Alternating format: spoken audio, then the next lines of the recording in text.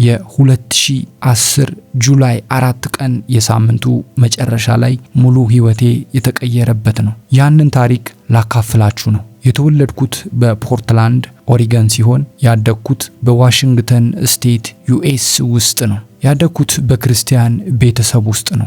የሉተራን ቤተሰብ ነበር። ዘወትር ወደ ቤተክርስቲያን እንሄድ ነበር። ረቡዕ፣ እሁድ እና የተለያዩ ምሽቶች። ያው ምን ልበላችሁ እኛ በቤተክርስቲያን ውስጥ ነበርን ማለት በቤተክርስቲያን ውስጥ ያደግን። በቤቱ ውስጥ ክርስትና እንደ ባህል ነበር የሚታየው። ክርስትናን የምከተለው እንዲሁ በባህል ነበር እንጂ ከእርሱ ጋር የግል ግንኙነት ወይም ደግሞ ጥልቅ ግንኙነት የለኝም። ጌታን የማወቅ ሂደቴ ረጅም ነው እና በእውነቱ የሚጀምረው እህቴ እምነቷን በመካዷ ነው። ታላቅ እህት አለችኝ፣ ከእኔ በ2 ዓመት ትበልጣለች። በሁለተኛ ደረጃ ትምህርት ቤት ውስጥ እያለች የሷንና የቤተሰባችንን እምነት መጠራጠር ጀመረች። እንደ ክርስቲያን ላለመታወቅ መረጠችና በምትኩ ሌሎች ነገሮችን፣ ቡዲዝምን እና የተለያዩ መንፈሳዊ ልምምዶችን መከተል ጀመረች። ይህ ሲሆን ማንም ሊያብራራው የማይችል ነገሮች በቤቱ ውስጥ መከሰት ጀመረ። እኩለ ሌሊት ላይ ከእንቅልፌ ነቅቼ እንደጠማኝ እና ወደ ማዕድ ቤት ሄጄ ወተት ወይም ሌላ ነገር ለመጠጣት ስሞክር አንድ ሰው በቤቱ ውስጥ እየተከተለኝ እንዳለ ይሰማኝ ነበር። በደንብ አስታውሳለሁ። ማን እንዳለ ለማየት ዞር ስል ማንም አይኖርም። ነገር ግን የሆነ ሰው ከጀርባዬ እንዳለ ሊያጠቃኝ እንደሆነ የፍርሃት ስሜት ይሰማኝ ነበር። ለምን እንደዚያ እንደነበር እስከ ብዙ ዓመታት ድረስ አላወኩም ነበር። ነገር ግን እህቴ እነዚህን ነገሮች በተለማመደች ቁጥር በቤታችን ውስጥ በጣም እንግዳ የሆኑ ነገሮች ይከሰቱ ነበር። በመጨረሻም በአእምሮ ህመም ታመመች እና ወደ ዩኒቨርሲቲ ለመሄድ መረጠች። ለእኔና ለቤተሰቤ እንግዳዋ እህታችን በመጨረሻም ከቤት ወጣች የሚል ስሜት ነበር። ከዛ ከበርካታ ዓመታት በኋላ የሆነውን ነገር እኔ እንደ ማንኛውም ሰው ህይወትን መምራት ጀመርኩ። ስለዚህ በሁለተኛ ደረጃ ትምህርት ቤት ሳለው እምነቴን ክጄ ወደ ኮሌጅ ሄድኩ እና ፍላጎቶቼን ሁሉ ለማርካት ብቻ ኖርኩ። የምፈልገውም ደስታን የሚያመጣልኝ ማንኛውንም ነገር ብቻ ተከተልኩ። ለእኔ ከሴቶች ጋር ያለኝ ግንኙነት፣ ፖርኖግራፊ፣ መጠጣትና መዝናናት፣ ስኬታማ ለመሆን የምፈልገው ትዕቢት ነበር። የኮሌጅ አትሌት ነበርኩ። ስለዚህ ያ ሙሉ ህይወቴ ነበር እና በእውነት ሌላ ነገር የማግኘት ፍላጎት አልነበረኝም። ስለዚህ ሁሉንም ነገር ያገኘሁት ያህል ተሰምቶኝ ነበር፣ ግን በተመሳሳይ ጊዜ ምንም አልነበረኝም። ይህንን የአኗኗር ዘይቤ በተከተልኩ ቁጥር ወደ ታች እያዘቀጥኩ መጣሁ። በልቤ ውስጥ ባዶነት እየተሰማኝ ራሴን ለመሙላትና የምፈልጋቸውን ነገሮች ለማግኘት ሁሉንም ነገር የተሻለ እንደሚያደርግ አስብ ነበር። በግንኙነቶቼና በመመርጣቸው ምርጫዎች ህይወቴ ዝቅተኛ ደረጃ ላይ በደረሰችበት ወቅት ከእህቴ የስልክ ጥሪ ደረሰኝ። ይቺው እብድ ናት ተብላ የምትታወሰው እህቴ ናት። ደውላ ግሬግ ኢየሱስን አግኝቼዋለሁ አለች። እናም ኢየሱስን አገኘሁት ስትይ ምን ማለትሽ ነው? በህይወትሽ ውስጥ ያሉትን ትግሎች የተከተልሻቸው ነገሮች አውቃለሁ። ቤተክርስቲያንን አጥብቀሽ ትቃወሚ ነበር። እነዚህን ሁሉ ሌሎች እምነቶች ተከተለሻል። ከአእምሮ ህመም ጋር ታግለሻል። ታዲያ ኢየሱስን አገኘሁት ማለትሽ ምን ማለት ነው ብዬ ተደነቅኩ። ስለዚህ ታሪኳን ነገረችኝ። የተከተለቻቸውን ነገሮች፣ ከአካባቢዋ ቤተክርስቲያን ጋር ስላስተዋወቃት ጓደኛዋ እንዴት እንደተገናኘች እና በዚያ ቤተክርስቲያን ካሉ ፓስተሮች ጋር ወደ የምክር ግንኙነት እንደገባች ነገረችኝ። ያ ፓስተር ወንጌልን ሊያስረዳት፣ ሊያነጋግራት እና በህይወቷ ያሉትን ነገሮች እንድታስተካክል ሊረዳት ቻለ። ያ ፓስተር በህይወቴ ውስጥ የሚሰሩ መናፍስት እንዳሉና እነሱ ከጌታ እንዳልሆኑ አወቀ። በበርካታ ስብሰባዎችና ወራት ውስጥ በጸሎትና በእነዚህ ሁሉ ነገሮች አማካኝነት ከነዚህ ሁሉ መናፍስት ነፃ መውጣት ቻለች። ከእርሷ ውስጥ 6 መናፍስት እንደወጡ አምናለሁ። እነሱ ሲወጡ ወደ ትክክለኛ አእምሮዋ ተመለሰች። ከድብርት ወይም ከከባድ የስሜት መለዋወጥ ጋር ትታገል የነበረችባቸው ብዙ ነገሮች ተወገዱ። ይህንን ሁሉ እያስረዳች ነበር። ፓስተሩ ወንጌል እንደነገራትና ነፃ ከወጣችን በኋላ ከነዚህ ሁሉ ነገሮች ነፃ ያወጣት ኢየሱስ እንደሆነ ሕይወቷን የለወጠው ነፃ ያወጣት አሁን እንድትድን ይቅርታ እንድታገኝ አዲስ እንድትሆን መንገድ ያዘጋጀላት ኢየሱስ መሆኑን ገለጸላት። እኔም ስልኩን ይዤ ተቀምጬ ነበር። ግራ ተጋብቼ ነበር ማለት እችላለሁ። በሰማሁት ታሪክ ግራ በመጋባቴና በአንድ ወቅት አብዳለች ብዬ አስቤ የነበረችው እህቴ አብዳለች፣ ነገር ግን አሁን ደግሞ ስለ ወንጌል በተለየ መንገድ እያወራች መሆኗን አበሳጭቶኛል። ምን እንደማደርግ አላወኩም ነበር። ከዚያ ኢየሱስ ራሱን ሊያስተዋውቅህ ይፈልጋል አለች። ለእኔ ያ የተሻገረችው መስመር ነበር። ኢየሱስን ማግኘት አልፈለኩም። ከሴቶች ጀርባ መሮጤን መቀጠል ፈልጌ ነበር። እያደረግኩት የነበረው ነገር መቀጠል ፈልጌ ነበር። ሕይወቴን መተው አልፈለኩም። የራሴን ሕይወት እመራ ነበር። ስለዚህ ኢየሱስ ሊያገኘኝ ይፈልጋል ስትል ለእኔ መልካም ዜና አልነበረም። ነገር ግን እህቴ በእርግጥ እኔን መከታተሏን ቀጠለች። ትወደኝ ነበር።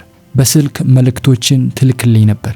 ትደውልልኛለች፣ ታበረታታኛለች። ኢየሱስ እውነተኛ መሆኑን፣ ወንጌል እውነት መሆኑን፣ በእርግጥ አንተን ሊያገኝ እንደሚፈልግና ዝግጁ በሆንክ ጊዜ ኢየሱስ መጥቶ ራሱን እንደሚያስተዋውቅህ እርሱን አግኝተ ወደ መንግስቱ የምትመጣበት እድል እንደሚኖርህ ትነግረኝ ነበር። በዚያን ጊዜ ይህ ቋንቋ ለእኔ እንግዳ ነበር። ነገር ግን እሷ በጣም ጽኑ ነበረች። አሁን 1 ዓመት ገደማ አለፈ እና ወደ ጁላይ 4ኛው ሳምንት መጨረሻ እየተቃረብን ነበር።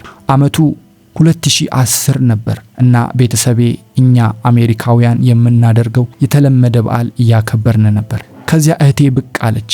ያ እብደት ነበር። ምክንያቱም እሷ በካሊፎርኒያ ትኖር ስለነበር ወደዚህ የቤተሰብ በዓል ለመምጣት ከ10 ሰዓታት በላይ አሽከርክራለች።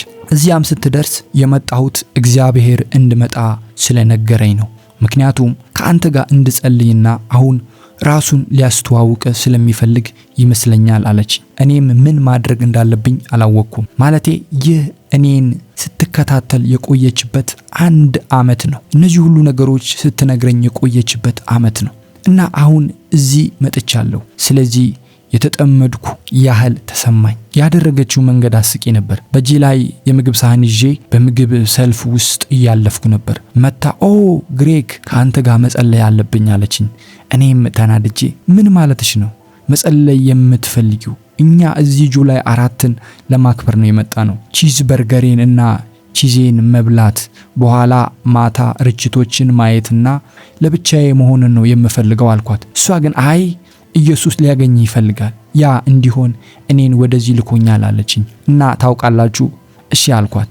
ያን ያደረኩት እሷን ለማስወገድ ብዬ ይመስለኛል። ምክንያቱም እግዚአብሔር እውነተኛ እንደሆነ ወይም እውነተኛ ቢሆን እንኳ ለእኔ ደንታ እንደሌለው አስብ ስለነበረ ነው። ስለዚህ 2 ደቂቃ ምንድን ነው? ለ2 ደቂቃ ትጸልያለች። ምንም ነገር አይፈጠርም። ከዚያ በሕይወቴ ቀጥላለሁ ብዬ ስላሰብኩ ተስማማሁ እና ወደ ጸጥ ወዳለ ቦታ ወርደን ተቀመጥን። እህቴም እሺ መጸለይ ልጀምር ነው አለችኝ። እኔም እሺ ብዬ ዝም ብዬ ተቀመጥኩ። አሁን ምን እንደምጠብቅ አላውቅም ነበር። ያደኩት በሉተራን ቤተክርስቲያን ውስጥ ስለነበር ለእኔ ጸሎት የተጻፈ ጸሎት ምናልባትም የጌታ ጸሎት ወይም ሌላ ነገር ነበር። ስለዚህ ጸሎቷን አውጥታ ማንበብ እንድትጀምር እየጠበቅኩ ነበር። እሷ ግን አላደረገችም። እጆቿን በላይ ላይ ጫነች እና አይኖቿን ጨፍና መጸለይ ጀመረች። የምትለውን ምንም ስላልተረዳው በጣም ግራ ተጋባሁ። እሷን ባዳመጥኳት ቁጥር እንግሊዘኛ እየተናገረች እንዳልሆነ ሌላ ነገር እየተናገረች እንደሆነ ተገነዘብኩ። ከዚህ በፊት ሰምቼው የማላውቀው ነገር ነበር። ዝም ብላ የማይታወቅ ቋንቋ እየተናገረች ነበር፣ ግን በጣም በቁም ነገር ታደርገው ነበር። እህቴን እያየኋት ነው። አይኖቿን ጨፍና እየጸለየችልኝ ነው እና ሁኔታው ልክ ደስ የማይል ነበር። ከዚያም መናደድ ጀመርኩ እና እዚያ መሆን አልፈለኩም። መሄድም ፈለኩ። ልነሳ ልሄድ ስሞክር ግን መንቀሳቀስ አልቻልኩም። እንዳለው ተጣብቄ ቀረው። ነገር ግን ምንም ትርጉም አልሰጠኝም። ለምን እጠብቃለሁ? ከእህቴ እጅ በስተቀር ማንም አልነካኝም። እና ታውቃላችሁ እኔ ትልቅ ሰው ነኝ። ከ6 ጫማ ከ4 ኢንች በላይ ነኝ።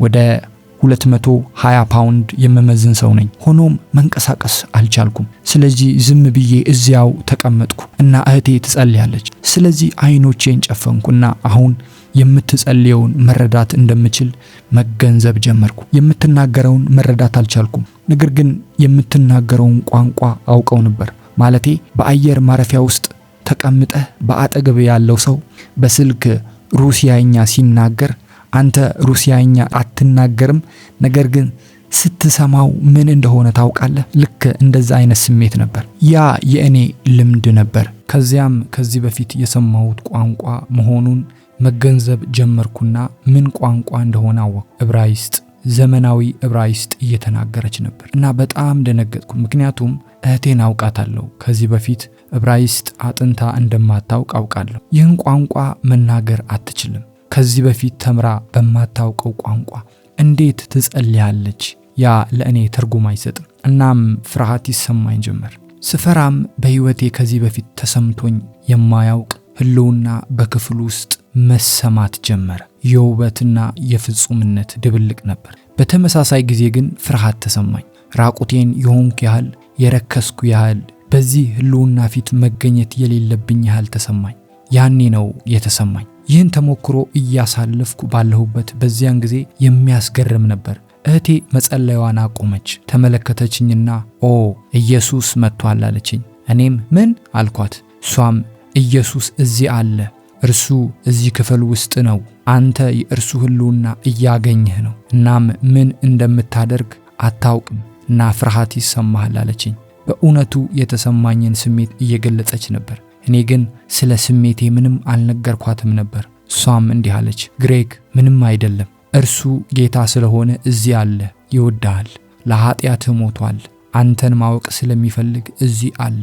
ሕይወትን ሊሰጥህ ይፈልጋል። አንተን ማወቅ ይፈልጋል። እንድታምነው ይፈልጋል። ሁሉንም ነገር ለእርሱ አሳልፈህ እንድትሰጥና እንድትከተለው ይፈልጋል። ለዚህም ነው ራሱን ለአንተ እያሳየ ያለው አለች። እኔም ዝም ብዬ እዚያ ተቀምጬ እሺ አሁን ቀጥለን ምን እንድናደርግ ትፈልጊያለሽ አልኳት። እሷም መጸለይ መቀጠል ያለብን ይመስለኛል አለችኝ እና በዚህ ጊዜ አይኖቿን ጨፍና እጇን በላይ ላይ ጫነች። እኔም አይኖቼን ጨፍኜ አሁን መጸለይ ጀመርኩ። እግዚአብሔር ሆይ ይህ እውነት ነውን? ይህ በእውነት አንተ ነህን? አንተ በእርግጥ እውነተኛ ነህ እያልኩ እነዚህን የመፈለግ ጥያቄዎች እየጸለይኩ ነው እና እህቴ ትጸልያለች። አሁንም በልሳን ትጸልያለች። አሁንም በዕብራይስጥ ትጸልያለች። አሁን እውነት የሆነውን ነገር እየፈለኩ ነው እና እንደገና የእግዚአብሔር ህልውና መጣ እና እንደገና ይህ እንግዳ የሆነ የፍጹምነት፣ የጽድቅ፣ የፍትህ ነገር ግን የርኩስና የኃጢአተኝነት ድብልቅ ተሰማኝ። የቆሸሽኩ ሆኖ ተሰማኝ። ሁሉም በአንድ ጊዜ። ከዚያም ወዲያውኑ ማልቀስ ጀመርኩ እና በከፍተኛ ድምፅ እንዲህ ማለት ጀመርኩ፣ እዚህ እንዳለ አውቃለሁ፣ ግን ለአንተ በጣም ቆሻሻ ነኝ። በፊትህ ለመገኘት በጣም ቆሻሻ ነኝ አልኩ። እህቴ መጸለያዋን እንደቀጠለች ነው። እኔ ግን መንፈሱ እያገኘሁት ነው። በመንፈሴ እንዲህ ሲለኝ ሰማሁ፣ እኔ ኢየሱስ ነኝ። እኔ ለአንተ እዚህ ነኝ። ስለ አንተ ሞቻለሁ። ንጹህና ርኩስ የሆነውን የምወስነው እኔ ነኝ። ባደረኩት ነገር ምክንያት፣ በመስዋዕቴ ምክንያት ንጹህ አድርጌሃለሁ። ሕይወትህን ለእኔ አሳልፈ ከሰጠኸኝ በእኔ ፊት ንጹህ ነህ። በልቤ ሰማሁት። ወንጌልን በልቤ ሰማሁ። በከፍተኛ ድምፅ እሺ እሺ እንዳልኩ አስታውሳለሁ። እያለቀስኩ እሺ እሺ አምላኬ ሕይወቴን ውሰድ እያልኩ ነበር። ሰላሙ ሲመጣ ተሰማኝ። ማለቴ ወዲያውኑ ሰላሙ ተሰማኝ፣ ደስታ ተሰማኝ እና እርሱ እዚያ እንዳላወቅኩ። ግን እህቴ አሁንም እየጸለየች ነበር፣ ሌላ ነገር እንደሚፈጠር የምታውቅ ያህል። እሷ እየጸለየች ሳለ የሆነ በጣም መጥፎ ሽታ ማሽተት ጀመርኩ። ልክ እንደ በሰበሰ እንቁላል ወይም እንደ ሚቴን ጋዝ ያለ ሽታ ነበር። ልክ በቤታችሁ ውስጥ ለምግብ ማብሰያ የሚጠቀሙበት ጋዝ ሲፈስ እንደሚታወቅ እንደዚህ አይነት በጣም መጥፎ ሽታ ነበር። አሁንም አይኖቼን ጨፍኛለሁ፣ ነገር ግን በመንፈሴ እነዚህ ሰዎች ሲመጡ ማየት ጀመርኩ። አሁን የወደቁ መላእክት እንደሆኑ አውቃለሁ። ነገር ግን ይሄኛው በተለይ በጣም ረጅም ነበር። ቀስ ብሎ ወደ ክፍሉ ሲገባ በሩ ላይ ቆሞ ነበር። የተለመደ በር አልነበረም። ማዕድ ቤትን ከሳሎን የሚለየውን ሰፋ ያለ እና ረዘም ያለ በር አይነት ነበር። እርሱ በጣም ረጅም ከመሆኑ የተነሳ የትከሻው ጀርባ ከበሩ የላይኛው አግዳሚ ይበልጥ ከፍ ያለ ነበር። ቅርጹን ማየት እችል ነበር እና ጥቁር ካባ የለበሰ ነው። ካባ ሊባል ከተቻለ ማለት ነው። እኔ ግን እዚያ ሳየው የሆነ የሚያስገርም ስሜት ተሰማኝ። ልፈራ ሲገባኝ ግን አልፈራሁም። ይህ ብቻ አይደለም፣ ማን እንደሆነም አውቃለሁ። ከዚህ የወደቀ መልአክ ጋር የተዋወቅ ያህል ይሰማኛል። በመጀመሪያ ምንም አይነት ፍርሃት አልተሰማኝም ነበር። ነገር ግን ወደ እኔ መቅረብ ጀመረ። እጆቹን ዘርግቶ ያዘኝና ማወዛወዝ ጀመረ። ሲናገር እሰማ ነበር። ተቆጥቷል። እንዲህ ይል ነበር፣ ግሬግ የእኔ ነው፣ አገልግሎኛል፣ ተከትሎኛል፣ ይወደኛል። ልትወስደው አትችልም፣ ያንተ ሊሆን አይችልም፣ እርሱ የእኔ ነው። በዚያን ጊዜ ፍርሃት ተሰማኝ።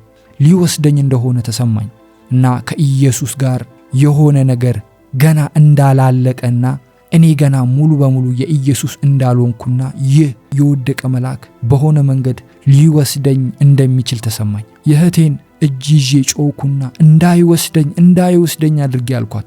እህቴም ጊዜ ሳታጠፋ ዘወር ብላ አይኖቿን ከፈተች። እኔም በዚህ ሰዓት አይኖቼን ከፍቻለሁ። እሷም ይህንን ጋኔን ገሰጸችው እና በኢየሱስ ስም እገስጽሃለሁ፣ ውጣ፣ ልትወስደው አትችልም፣ እርሱ የጌታ ነው፣ እርሱ በበጉ ደም የተገዛ ነው፣ በእርሱ ላይ ምንም መብት የለህም፣ አሁን በኢየሱስ ስም ልቀቀው አለች። ከዚያም ለቀቀኝ። በእግዚአብሔር መንግስትና በጨለማው መንግስት መካከል ያለውን ጦርነት በህይወቴ ለመጀመሪያ ጊዜ ያጋጠመኝ እብደት የሆነበት ጊዜ ነበር። እንደ ጦርነትም አልነበረም። ጠላት ምን አይነት ኃይል እንዳልነበረው ነበር። የኢየሱስ ስም እንደተጠራ ያ የወደቀ መልአክ ያ ጋኔን ምንም ማድረግ እንደማይችል አወቀ። ኃይል አልባ ነበር። ኃይሉ በመስቀል ላይ ባዶ ሆኖ እንደቀረ በቅዱሳት መጻሕፍት እናነባለን። እኔ ገና ያንን የመጽሐፍ ቅዱስ ክፍል አላነበብኩም ነበር። ነገር ግን አጋጠመኝ።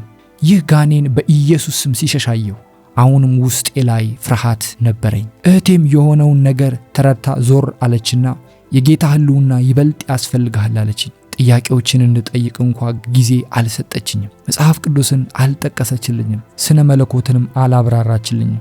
የእግዚአብሔር ኃይል ያስፈልግሃል አለችኝ። እጆቿን በላይ ላይ ጭና መንፈስ ቅዱስን በኢየሱስ ስም ተቀበላለችኝ። ከዚያም ልክ እንደ እሳት መንፈስ ቅዱስ በላይ ላይ ወረደ እና ያ ሁሉ ፍርሃት በልቤ ውስጥ የነበረው ያ ፍርሃት መንፈስ ቅዱስ በላይ ላይ ሲወርድ ፍርሃቱ በእግሮቼ በኩል ሲወጣ ተሰማኝ። መንፈስ ቅዱስ ሲገባ ከኢየሱስ እጅ የምነጠቅ ከሚመስለው ፍርሃት ወጥቼ የተጠበቀ የእግዚአብሔር ልጅ ወደ መሆን ተሸጋገርኩ። ከፍርሃት ወደ ሰላም፣ ከጭንቀት በእርሱ ሕልውና ውስጥ ወደ ማረፍና ወደ ደስታ የተደረገ ልውውጥ ወዲያው ነበር። በእግዚአብሔር ፍቅር መዋጥ፣ በደስታው መዋጥ ምን እንደሚመስል እስከ ዛሬ ድረስ አስታውሳለሁ። አሁን የእርሱ እንደሆንኩ አወቅሁ። እናም ለእኔ ባደረገው ነገር የተነሳ በእርሱ ዘንድ እንደተጠበቅኩ፣ እንደሚጠብቀኝ፣ እንደሚንከባከበኝ፣ እንደሚያሳድገኝ፣ እንደሚረዳኝ አወቅሁ። እርሱ ከእኔ ጋር ነበር። ሕልውናው በውስጤ ነበር። እህቴ የተፈጠረውን ነገር ለማስረዳት ትንሽ ጊዜ ወሰደች። እኔም አሁን ሕይወቴ የተለወጠ ስለሆነ አሁን ምን ላድርግ፣ ምን አደርጋለሁ የሚሉ ጥያቄዎችን መጠየቅ ጀመርኩ። እሷም እንዲህ አለችኝ፣ መጽሐፍ ቅዱስን ማንበብ አለብህ። ሄደህ መጽሐፍ ቅዱስን አግኝተህ ማንበብ ጀምር። መጸለይ መጀመር አለብህ። ከኢየሱስ ጋር ማውራት ጀምር። ከእርሱ ጋር ውይይት ጀምር። ከዚያም ለማዳመጥ ጊዜ ውሰድ። እርሱ መልሶ ይናገርሃል። ከዚያም መጽሐፍ ቅዱስን ወደሚያምን ማህበረሰብ ሊረዱ ከሚችሉ፣ እንድታድግ ከሚረዱ፣ ደቀ መዝሙር ሊያደርጉ ከሚችሉ፣ ኢየሱስን ከሚከተሉ አማኞች ጋር ተቀላቀል። ማድረግ ያለብህ ያንን ነው አለችኝ። ገና አንድ ጊዜ መጸለይ እፈልጋለሁ። እናም እግዚአብሔር በሕይወት ውስጥ ሊያደርገው ስለሚፈልገው ነገር ሊነግርህ የሚፈልግ ይመስለኛል አለች። በኋላ ላይ ታውቃላችሁ የጳውሎስን መልእክት ወደ ጢሞቴዎስ ሳነብ እና ጳውሎስ ለጢሞቴዎስ በትንቢት እጅ በመጫን የተሰጠውን ስጦታ እንዲያስታውስና እንዲያነቃቃ እንዴት እንደሚነግረው አስታውሳለሁ። አሁንም የሆነው ልክ እንደዚያ ነበር። እህቴ እጆቿን ጫነችብኝ። እንደገና በመንፈስ መጸለይ ጀመረች። በመንፈስ መዘመር ጀመረች እና ከዚያ ወደ ልቤ ትንቢት መናገር ጀመረች። እንዲህ አለች፣ በኢየሱስ ስም እግዚአብሔር ታሪክህን ሊጠቀምበት ነው። ወደ ተለያዩ ቦታዎች ሊያንቀሳቅስ ነው።